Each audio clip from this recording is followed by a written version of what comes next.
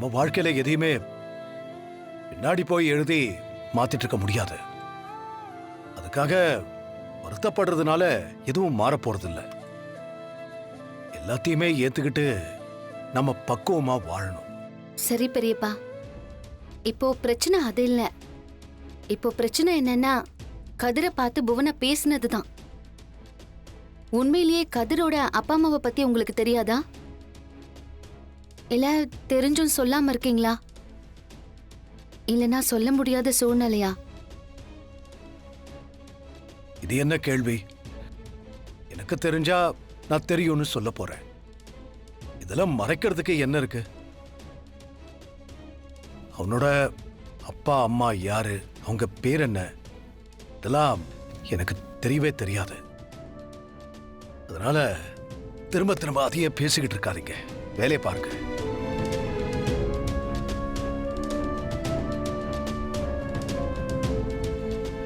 அண்ணி, இதுல ஏதோ ஒரு ரகசியம் இருக்கு. பெரிய மாமா நழுவுற மாதிரி இருக்கு. உங்களுக்கு ஏதாவது தெரியுமா? இல்ல பார்வதி, எனக்குமே எதுவும் தெரியாது.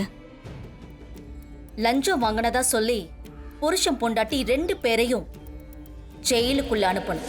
அம்மா, லஞ்சம் கொடுத்தேன்னு தெரிஞ்சா அந்த கட்டடத்தை சரியா கட்டலன்னு சொல்லி என் மேலேயும் கேஸ் போட்டுருவாங்களேம்மா. அவங்களோட சேர்ந்து நானும் ஜெயிலுக்கு போயிடுவேனம்மா.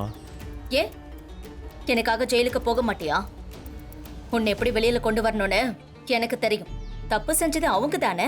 உன்னை அவங்க தானே தப்பு செய்ய தூண்டி விட்டாங்க. அதனால அவங்களுக்கு தான் தண்டனை அதிகமா கிடைக்கும். சரிங்கம்மா. முதல்ல பேமெண்ட்டை வாங்க, அதுக்கப்புறம் என்ன செய்யணும்னு நான் சொல்றேன். நீங்க சொல்ற மாதிரியே நான் செஞ்சிடறேம்மா. மறந்துடாத முத்து, என்கொயரியில புருஷன் பொண்டாட்டி 2 பேரும் தான் என்கிட்ட கமிஷன் வாங்கினாங்கன்னு நீ வாக்கு மூலம் கொடுக்கணும். அது மூலமா அந்த ரகுராமையும் ஜானகியும் கைது பண்ணி உள்ள வைக்கணும்.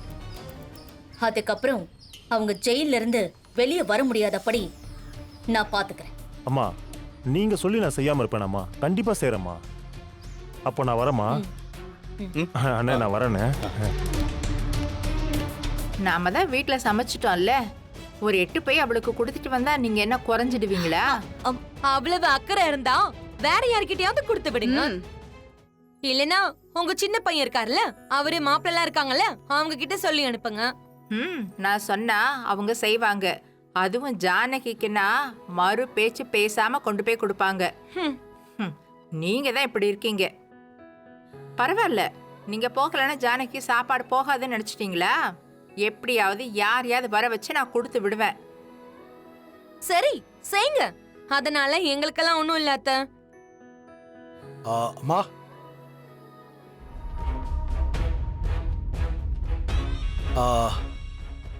அம்மா, அந்த கேரியரை கொடுங்க, நான் கொண்டு போய் கொடுக்குறேன். என்னது, நீயா? நீ கொண்டு போய் கொடுக்க போறியா? வேண்டாம்ப்பா. நீ முன்னாள் தலைவர், பஞ்சாயத்து தலைவர், தர்மகத்தாவா வேற இருக்க. நீ கொண்டு போய் கொடுத்தா ஆளுக்கு கேலியா பேசுவாங்கப்பா. வேண்டாம். நான் சீனுவையோ கதிரியோ ஃபோன் பண்ணி கேட்டு பார்க்குறேன். அப்படி அவங்க வரலன்னா இன்னைக்கு ஒரு நாள் அவ ஹோட்டலில் வாங்கி சாப்பிடட்டும். அம்மா, நாம என்ன பண்ணாலும் இந்த ஊர் எதையாவது பேசிக்கிட்டு தான் இருக்கும். அதுக்கெல்லாம் நம்ம கவலைப்பட முடியாது. நான் தலைவரா இருந்தபோது எத்தனை தடவை ஜானகி சாப்பாடு கொண்டு வந்து கொடுத்துருக்கா. என் கூடவே இருந்து பரிமாறி சாப்பாடு வச்சிருக்கா. அப்படி இருக்கும்போது நான் மட்டும் அதை செய்யக்கூடாதாம்மா? இதுல என்ன ஏற்றத்தாழ்வு இருக்கு? நேத்து அந்த பதவியில நான் இருந்தேன், ஜானகி செஞ்சா. இன்னைக்கு அவ அந்த பதவியில இருக்கா, நான் செய்கிறேன். இதுல ஒன்னும் தப்பு இல்லம்மா. கொடுங்க, நான் கொண்டு போய் கொடுக்குறேன். மா, ஜானகி இந்த வீட்டுக்காக எவ்வளவோ தியாகங்களையும் சிரமங்களையும் பட்டிருக்கா. அவளுக்கு ஒரு வேலை செய்யணுங்கிறப்போ மற்றவங்களுக்கு யாருக்கும் மனசு வரலன்னாலும் நாமளும் அப்படியே இருக்க முடியாதும்மா. நான் போய் கொடுத்துட்டு அப்படியே கோயிலுக்கு போயிட்டு வரேன். சரிப்பா. ஏங்க, என்னங்க இது? சாப்பாடு கூட நீங்க எடுத்துட்டு வரீங்க? நீ சாப்பிடுறதுக்கு தான் ஜானகி. ஐயோ, என்னங்க நீங்க? நீங்க எதுக்காகங்க எனக்கு சாப்பாடெல்லாம் எடுத்துட்டு வரணும்? ஏ, நான் எடுத்துட்டு வந்தா என்ன?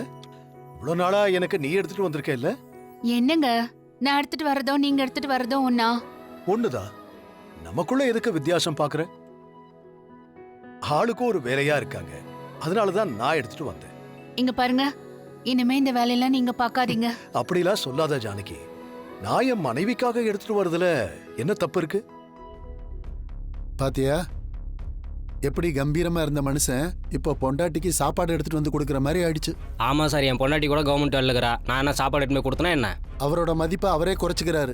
பொண்டாட்டிக்கு இவ்வளவு இடம் கொடுத்தா தலைக்கு மேல ஏறி உக்காந்துருவாங்க. சார், அந்த அம்மாக்கு ஒண்ணுமே தெரியல. சொல்லி கொடுத்தா புரிஞ்சுக்கிறாங்களா? அதுவும் இல்ல. ஒரு விஷயத்த ஒண்ணுக்கு 4 தடவை சொல்லி தர வேண்டியதா இருக்கு. ஒரே தலைவலியா இருக்கு சார். படிச்சிருந்தா பரவாயில்ல, அவங்க தான் படிக்கவே இல்லையே. அவங்க என்ன பண்ணுவாங்க? ரகுராம் ஐயா எவ்வளோ பெரிய மனுஷன். அவர் வைஃபுக்கு சாப்பாடு கொண்டு வந்து கொடுக்கறாரு. நமக்கும் இருக்கிறாரு புருஷங்கிற பேர்லக்கா. அவங்க சாப்பாடு தட்டை எடுக்கிறதுக்கு நாம தான் வரணும். அத சொல்லுங்கக்கா. இந்த மாதிரி புருஷன் அமையறதுக்கெல்லாம் கொடுத்து வச்சிருக்கணும். என்ன பண்றது, நமக்கு தான் அந்த குடுப்பனையே இல்லையே. ஐயா, என்னங்கய்யா நீங்க அம்மாவுக்கு சாப்பாடு எடுத்துட்டு வந்திருக்கீங்க?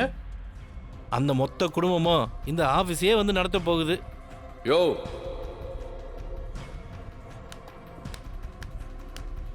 என்ன பேசுறீங்க? என்ன பேசுறீங்க? என் மாமா நீங்க சொல்ற மாதிரிலாம் கிடையாது. அவர் அத்தையோட அதிகாரத்துல தலையிடவே மாட்டார். ஊர் உலகத்துல அப்படி இருக்குப்பா, அதை தான் பேசிட்டு இருந்தோம். ஊர் உலகத்துல அப்படி இருந்தா எங்க மாமாவே அப்படி நினைப்பீங்களா? அதிகாரத்தை துஷ்பிரயோகம் பண்ற ஆள் இல்லை எங்க மாமா. தயவு செஞ்சு அவர் பத்தி தப்பா பேசாதீங்க, அவ்வளவுதான் உங்களுக்கு. இப்ப என்ன சொல்லிட்டோம்னு இப்படி எகிரிட்டு வர? பின்னங்க இல்லாத விஷயத்தை பத்தி புறணி பேசினா உங்களை பார்த்து 4 பேர் இப்படி தானே பேசுவாங்க. அதனாலதான் இப்படி எல்லாம் பேசாதீங்கன்னு சொல்றேன். என்னவோ நாங்க அந்த மாதிரி எல்லாம் இல்லைன்னு சொல்லிட்டு உன்னோட அதிகாரம் இங்க தூள் பறக்குது. ரகுராமையா சாப்பாடு கொடுக்குறேன்னு வந்திருக்காரு. அப்புறம் என்ன வேலை நடக்குதுன்னு கேட்பாரு. அப்படியே கொஞ்சம் கொஞ்சமா உள்ள வந்துருவாரு. அப்புறம் அவரோட அதிகாரம் தானே தூள் பறக்கும். ஜானகி அம்மாலாம் பேருக்கு தான் தலைவி. ஏய், இந்த மாதிரிலாம் பேசாதான்னு சொல்லிட்டு இருக்கேன். திரும்ப திரும்ப இதே சொல்லிட்டு இருந்தா அவ்வளவுதான். சொன்னா புரியாது உனக்கு? என்ன நினைச்சிருக்க? கதிர், என்னாச்சு? என்ன பிரச்சனைங்க?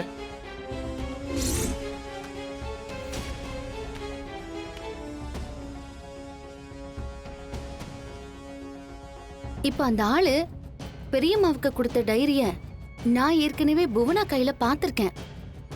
இவருக்கும் புவனாவுக்கும் ஏதாவது தொடர்பு இருக்கான்னு நம்ம கண்டுபிடிக்கணும். கவர்மெண்ட் கேண்டீன் கட்டிடம் கட்டி முடிச்சிட்டாங்க. கேண்டீன் நடத்த அதுக்கு டெண்டர் விட போறாங்க. நீ கொட்டேஷனை கோட் பண்ண இப்போ.